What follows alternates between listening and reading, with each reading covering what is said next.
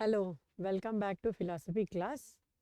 In the previous class, in about the semester 2, I have taught scientific method, that is induction logic. Induction के विषय में मैंने विस्तार से वैज्ञानिक विधि के अंतर्गत सेमेस्टर 2 एमजेसी फिलॉसफी में मैंने बताया था। तो फिलॉसफी में इंडक्शन और डिडक्शन सेमेस्टर 1 और सेमेस्टर 2 ये दोनों सेमेस्टरों में पढ़ना है। जब हम डिडक्शन और इंडक्शन की बात करते हैं तो अन्यास ही हमारे दिमाग में ये बात आ जाती है कि वास्तव में डिडक्शन या इंडक्शन क्या है। वास्तव में डिडक्शन और इंडक्शन से दर्शन को क्या फ़ायदा है और डिडक्शन और इंडक्शन हमारे दर्शन शास्त्र के लिए कितना अहम है। तो यहाँ हम बात करेंगे आज the relation between deduction and induction. जब रिलेशन की बात करते हैं तो हमने पहले भी बताया था कि फिलॉसफी में इंडक्शन और डिडक्शन ये दोनों दो महत्वपूर्ण कड़ी है जिसके आधार पर तर्क की बुनियाद खड़ी होती है। हम दर्शन एक तर्क करने की कला हमें सिखाता है जिसमें डिडक्शन और इंडक्शन ये दोनों पिलर का काम करते हैं। तो सबसे पहले हम थोड़ा सा इंट्रोडक्शन डिडक्शन के बारे में देंगे, फिर इंडक्शन। डिडक्शन और इंडक्शन ये दो प्रोसेस है, तर्क करने का प्रोसेस है। डिडक्शन में क्या होता है, ऑल से ऑल टू सम की ओर बढ़ते हैं और इंडक्शन में हम सम टू ऑल की तरफ बढ़ते हैं। ये है। अब थोड़ा सा हम इसका एग्जाम्पल ले लेते हैं। एक एग्जाम्पल ले लेते हैं। जैसे हम देखते हैं, दो पार्ट्स हम बांट लेते हैं यहाँ फिलॉसफी में। यहाँ हम है डिडक्शन डिडक्शन और दूसरा पार्ट है इंडक्शन इंडक्शन। पहले पार्ट में कुछ एग्जाम्पल हम देते हैं। Ram is मॉर्टल, Hari is mortal, Shyam is mortal।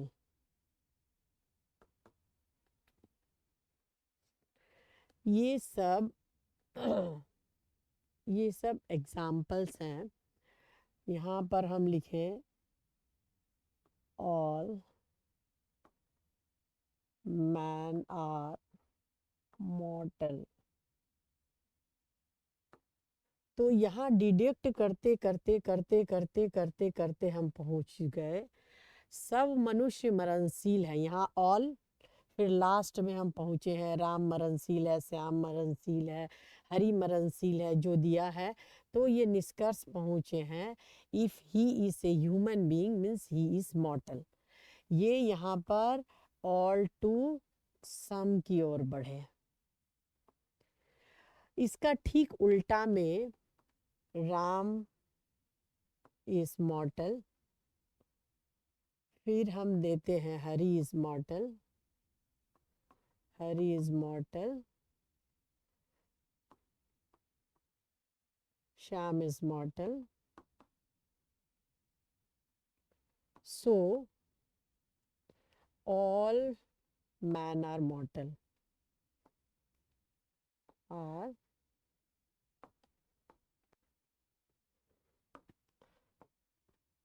mortal।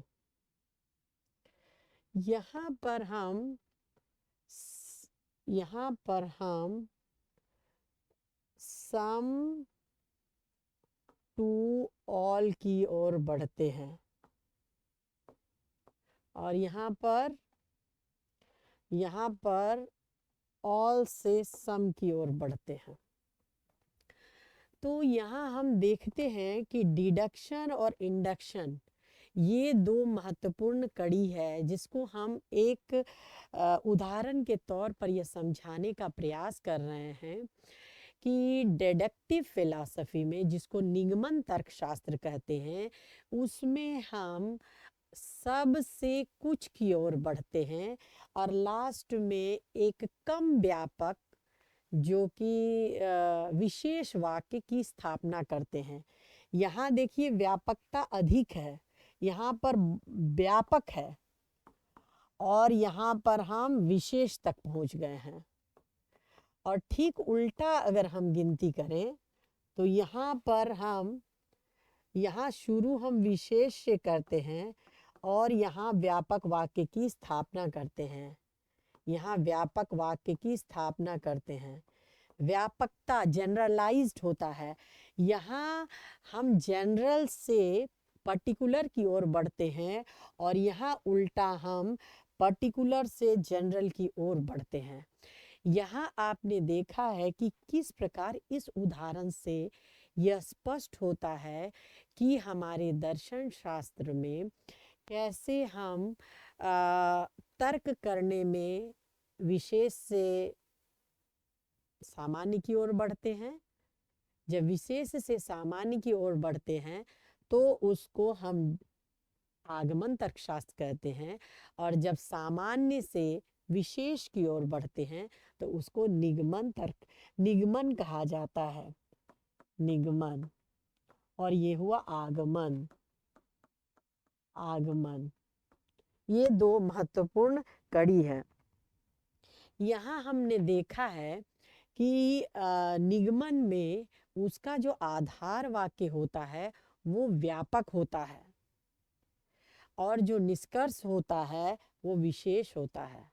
इसका विपरीत आगमन में आधार वाक्य विशेष और उसका निष्कर्ष व्यापक होता है।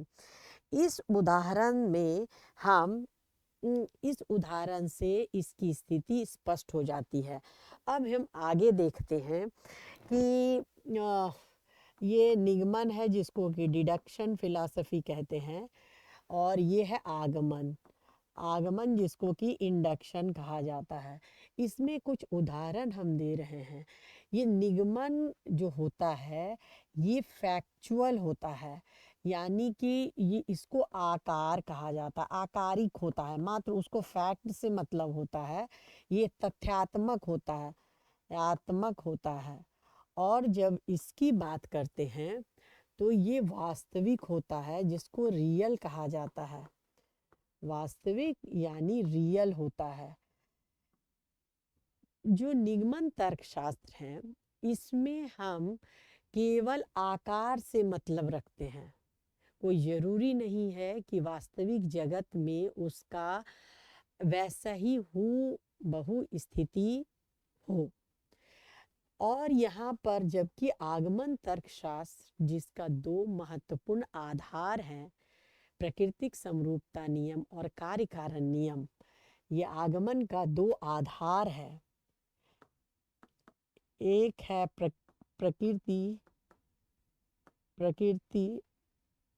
प्राकृतिक समरूपता और दूसरा है कारण कार्य। ये वास्तविक होता है। जैसे कि हम एक उदाहरण से समझ सकते हैं कि जो निगमन है उसको कोई मतलब नहीं है, वो कोई जरूरी नहीं है कि वो पूरा फैक्चुअल हो। अब एक उदाहरण से हम आप इसको समझ सकते हैं। जैसे मान लिया जाए हम कहते हैं कि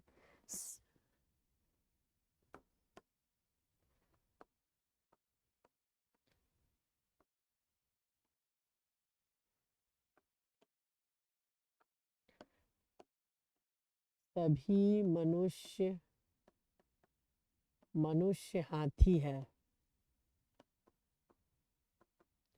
राम मनुष्य है।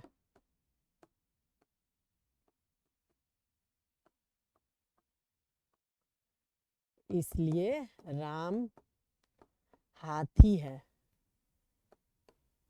देखिए आकारिक रूप से ये वाक्य बिल्कुल सही है, लेकिन वास्तविक जगत में ये बिल्कुल गलत है।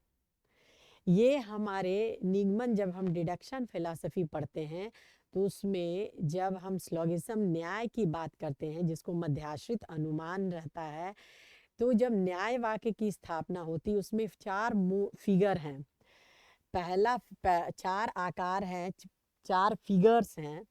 उसमें फर्स्ट आकार में ये है, ये फर्स्ट मोड है, फर्स्ट फिगर है। सेकंड फिगर आपका, सॉरी, फर्स्ट फिगर है जो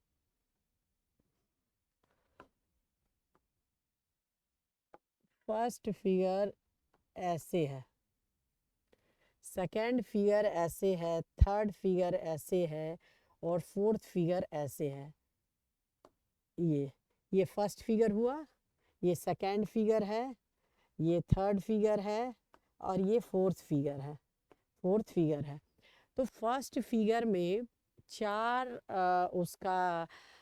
चार मोड्स हैं, मोड बनते हैं। उसमें एक है बरबारा, BARA बरबारा। तो इसमें तीन आधार वाक्य हैं, A। यहाँ पर है मध्यवर्ती पद, यहाँ है आपका बृहत पद, यहाँ लघु पद और ये निष्कर्ष है। तो आप देखिए मध्यवर्ती पद जो है ये मनुष्य है, ये है मध्यवर्ती पद, ये है बृहत पद। आकारिक रूप से यदि देखें आप तो बृहत पद दो मध्यवर्ती पद फर्स्ट फिगर का, और ये पद बिल्कुल जो अपने आधार वाक्य में व्याप्त है, निष्कर्ष में भी जो आधार वाक्य में अव्याप्त है, निष्कर्ष में अव्याप्त है। मध्यवर्ती पद को एक बार ही व्याप्त होना चाहिए, और भावात्मक वाक्य है दोनों, तो निष्कर्ष भावात्मक होना। तो फिगर के अनुसार, आकारिक अनुसार ये पूर्णतः सत्य है, लेकिन वास्तविक जगत में बिल्कुल गलत है।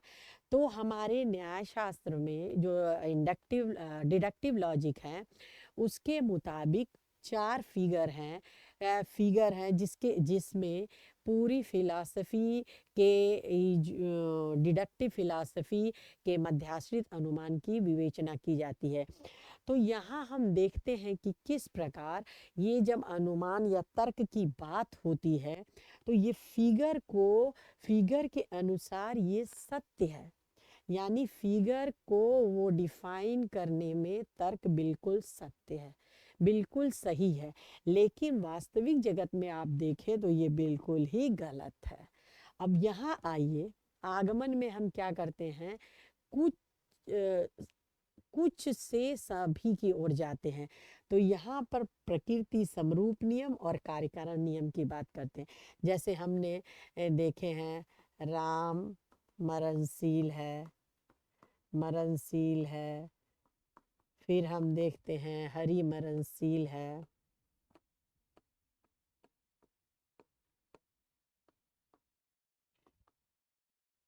यदु मरणशील है, लास्ट में हम निष्कर्ष निकालते हैं सभी मनुष्य मरणशील है, सभी मनुष्य मरणशील है। मरणशील है, देखिए इसमें मैंने ये दोनों वाक्य रियल वर्ल्ड से मेल खाता है। अभी मैंने बताया आगमन का आधार, जिस पर आगमन को इंडक्टिव लॉजिक को बेस दे करके एक पूरा इंडक्टिव लॉजिक का फिलॉसफी जो खड़ा किया जाता है, जो आधार होता है, वो प्राकृतिक समरूपता नियम और कार्यकारण नियम है।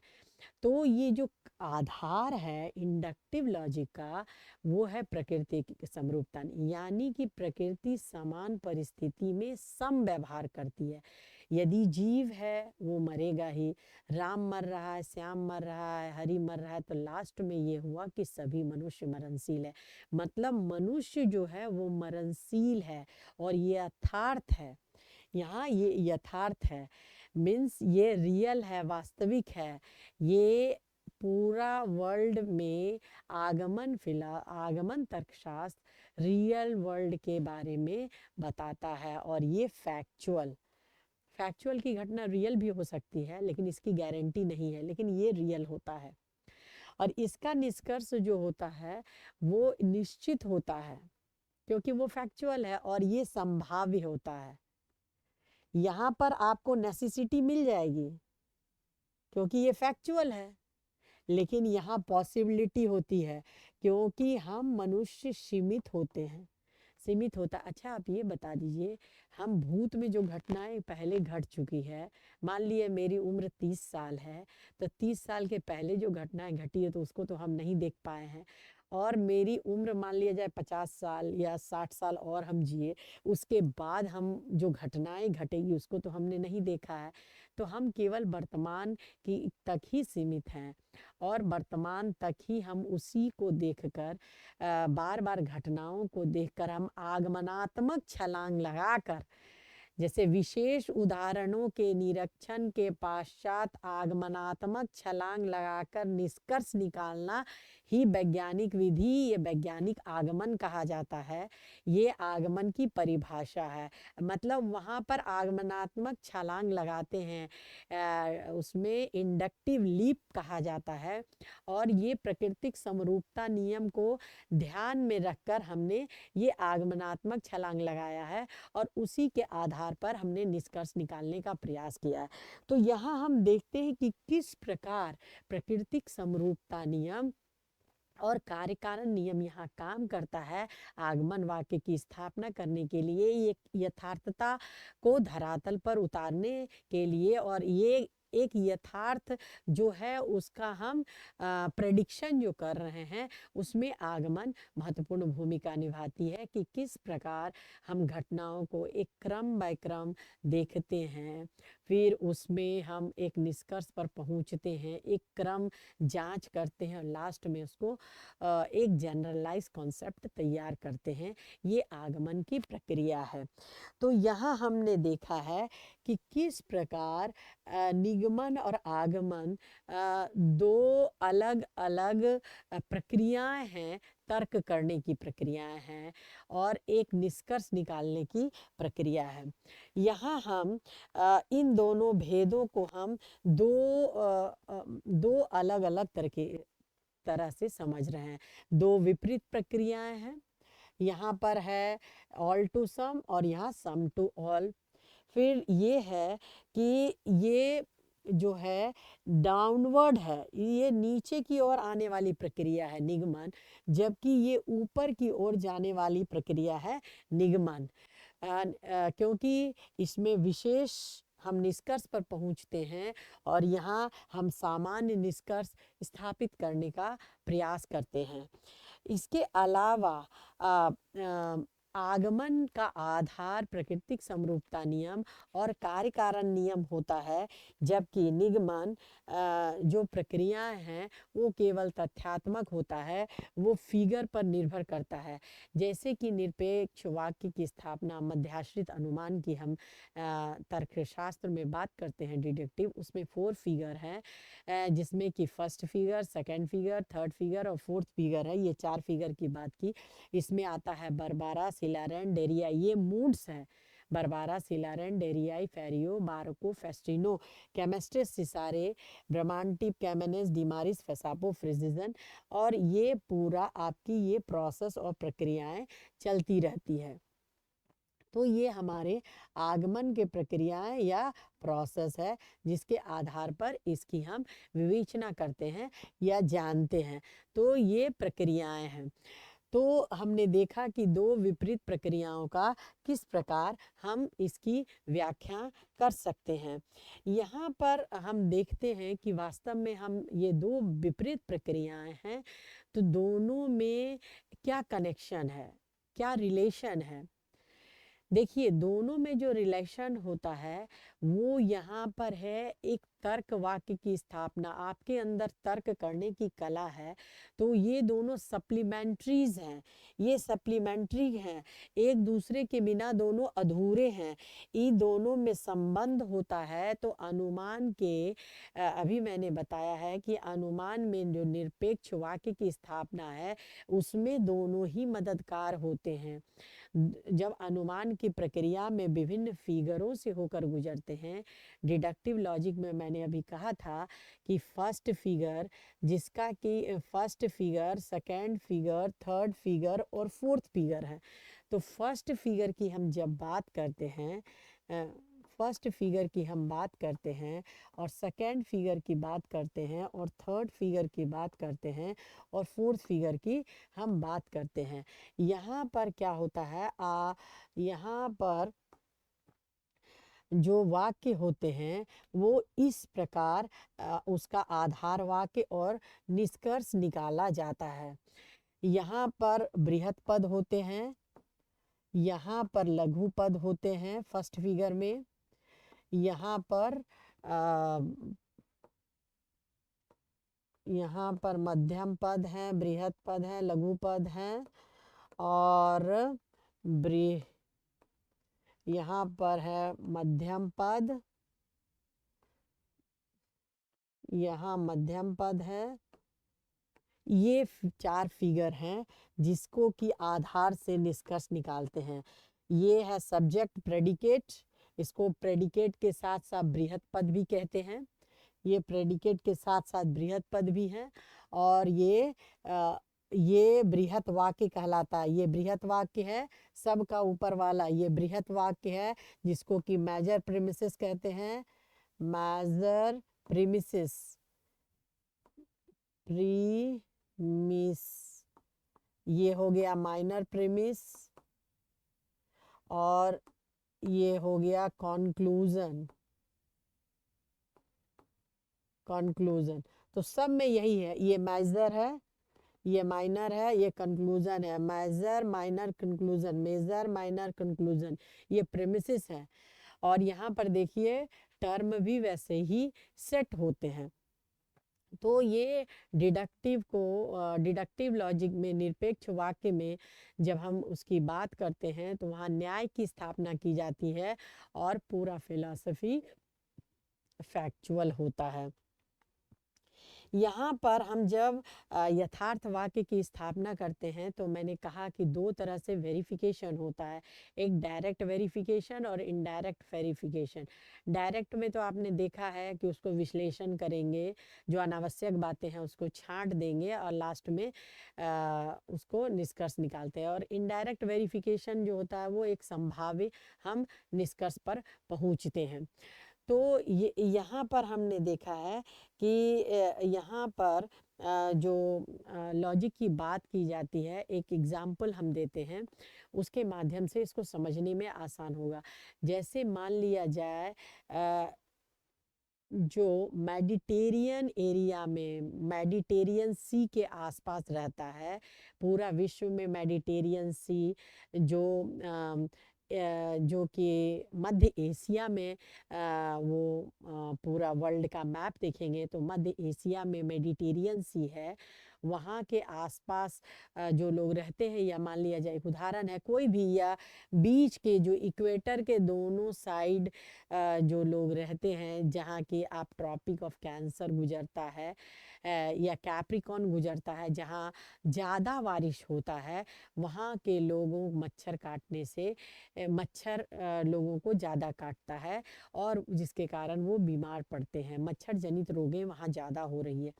तो ये हमने उतने उस एरिया के लोगों का जो भी जो जहाँ पर ज़्यादा ट्रॉपिकल में बारिश होती है और हमने उसका परीक्षण किया, तब हम निष्कर्ष पर पहुँचे हैं कि जहाँ ज़्यादा बारिश होते हैं उस एरिया में लोग रहते हैं तो उसको मलेरिया होता है या मच्छर के काटने से मलेरिया होता है, लोग मरता है। फिर हम वो जब मलेरिया हुआ तो उस पर परीक्षण किया गया आखिर कौन सी दवाई इसमें कारगर हो, तब वो ठीक होगा। तो बाद में काफ़ी परीक्षण जांच पड़ताल के बाद ये निष्कर्ष निकाला कि कुनेन की दवा देने से मलेरिया का इलाज संभव है।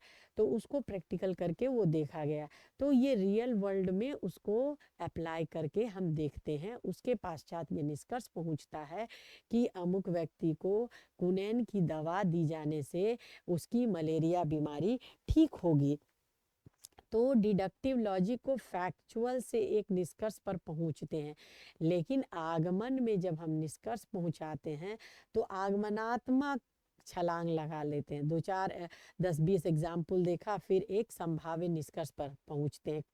जैसे हमने मान लिया जाए हमने हमेशा कौआ को काला ही देखा है, तो यहाँ का कौआ हो, दूसरी जगह का कौआ हो, तीसरी जगह, तो लास्ट में हम ये निष्कर्ष निकालने का प्रयास करते हैं कि सभी कौआ काले होते हैं।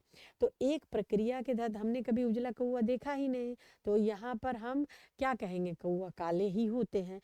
तो ये निष्कर्ष हम निकालने का प्रयास करते हैं। जब हम डिडक्टिव लॉजिक की बात करते हैं, तो जब डिडक्टिव लॉजिक में हम पहुंचते हैं तो उसके निष्कर्षों को हम एक डाउनवर्ड फैक्चुअल स्टेटमेंट स्थापित करने का प्रयास करते हैं। और जब इंडक्टिव की बात करते हैं तो इंडक्टिव में क्या होता है कि हम उसको अपवर्ड बढ़ते हैं और एक रियल कंक्लूजन स्थापित करने का प्रयास करते हैं। ये प्रक्रियाएं लगातार चलती रहती है, ये प्रक्रियाएं लगातार चलती रहती है। एक है बॉटम अप, दूसरा है अपवर्ड। एक बॉटम अप और अपवर्ड है। तो डिडक्टिव में हमेशा फैक्चुअल से रिलेटेड होता है और इंडक्टिव हमेशा रियल से रिलेटेड होता है, रियल से रिलेटेड होता है। ये प्रक्रियाएं लगातार चलती रहती है। तो यहाँ पर आगमनात्मक और निगमनात्मक दोनों ही तर्क करने की प्रक्रिया में या तर्क में हम अनुमान का सहारा लेते हैं, यानी ज्ञात से अज्ञात की ओर जाते हैं। हमने देखा है यहाँ पर अनुमान का मतलब ही होता है ज्ञात से अज्ञात की ओर जाना। हम ज्ञात से अज्ञात की ओर जाना, जिसको हमने नहीं देखा है उसको स्थापित करने का प्रयास करते हैं, चाहे वो डिडक्शन में हो या इंडक्शन में हो। हमेशा हम ज्ञात से अज्ञात की ओर ही जाते हैं और उस पर एक निष्कर्ष निकालने का प्रयास करते हैं। यहाँ पर हम इसके संबंध में अलग अलग दार्शनिकों का अलग अलग विचार भी है। कोई कहते हैं कि डिडक्शन से पहले इंडक्शन होना चाहिए, कोई कहते हैं इंडक्शन से पहले डिडक्शन होना चाहिए। तो जैसे कि हमारे मील साहब का कहना है, आगमन निगमन में आगमन पूर्ववर्ती है और निगमन मतलब आगमन पहले आना चाहिए और निगमन बाद में आना चाहिए। ये मील साहब का कहना है। तो ऐसे ही हमारे विचारक हैं जो अलग अलग विचारक अपना अलग अलग तर्क देते हैं और एक निष्कर्ष निकालने का प्रयास करते हैं, एक यूनिफॉर्मिलिटी लाने का प्रयास करते हैं। हम डिडक्शन और इंडक्शन चाहे जो भी हो, लेकिन में हमारा उद्देश्य एक कंक्लूजन निकालना ही होता है। उसका फंडामेंटल कंसेप्ट ही है कि हम एक कंक्लूजन पर पहुँचे, चाहे वो उसका कंक्लूजन फैक्चुअल हो या रियल हो। अब देखिए दोनों एक दूसरे के पूरक भी हैं। कोई भी चीज़ को जैसे मैथ में हम पढ़ते हैं तो कभी कभी हम कहते हैं कि टू इंटू